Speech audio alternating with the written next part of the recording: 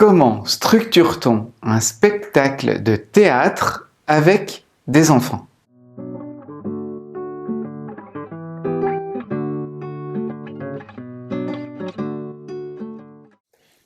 J'aime, abonnez-vous, votre avis et vos questions dans les commentaires et vous pourrez trouver dans la description tous les liens concernant notre travail, notamment le livre dont sont tirés tous les exercices que je présente dans ces vidéos. Merci!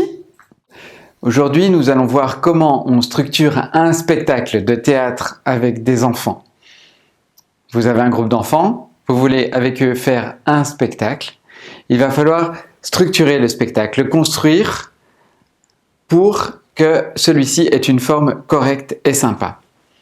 On va voir étape par étape ce qu'il faut oublier, ce qu'il ne faut pas oublier et ce dont on a besoin et comment on pourrait le structurer simplement.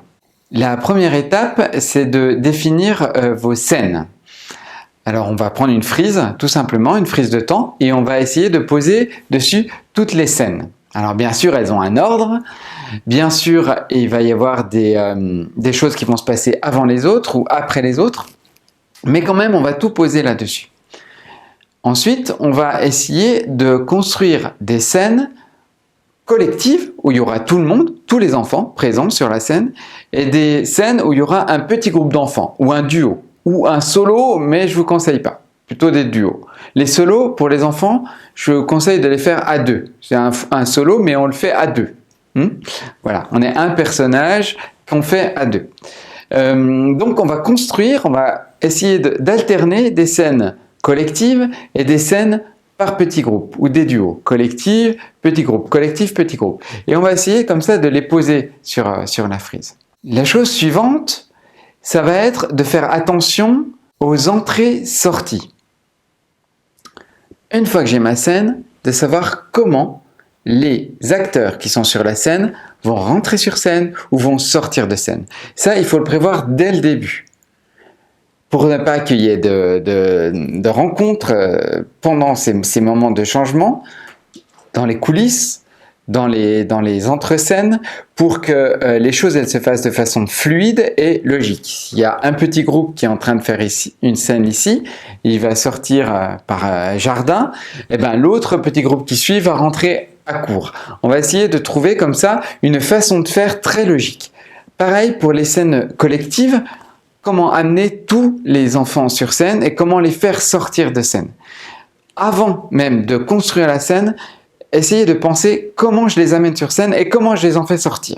Il y a là-dedans la question des costumes. Il y a des enfants qui changent de costume parce qu'ils changent de rôle.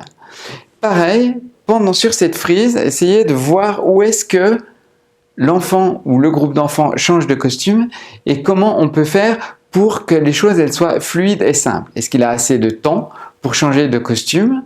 Est-ce que ce groupe d'enfants qui au début joue les sorcières et après joue les capitaines, est-ce qu'ils auront le temps de changer de costume? Et qu'est-ce que je pourrais faire pour que le temps y soit suffisant? Est-ce que je vais rajouter une autre scène à ce moment-là? Est-ce que je vais mettre un peu de musique? Comment je vais faire? Comment je vais organiser mes scènes dans la frise de temps? Encore une chose, vous allez essayer de trouver, toujours dans cette frise de temps, un climax, c'est-à-dire à un moment, le spectacle monte. Dans le spectacle, on va avoir une présentation des enjeux du spectacle, des lieux, de l'histoire, des personnages. Après, il va y avoir une recherche de but, un objectif, qu'est-ce qui se passe pendant le spectacle, un problème, des choses à résoudre, on les résout, et puis il y a un climax, il y a quelque chose, un highlight, quelque chose dans le spectacle où c'est le maximum qui peut se passer, c'est une grande bataille, c'est une histoire d'amour, il y a quelque chose, la rencontre de deux personnages, et puis après ça redescend pour aller à la conclusion. Donc essayez de vraiment construire ce spectacle pour avoir le climax, non pas au milieu, mais un peu avant la fin. Donc ça monte, climax, et on redescend pour aller à la conclusion.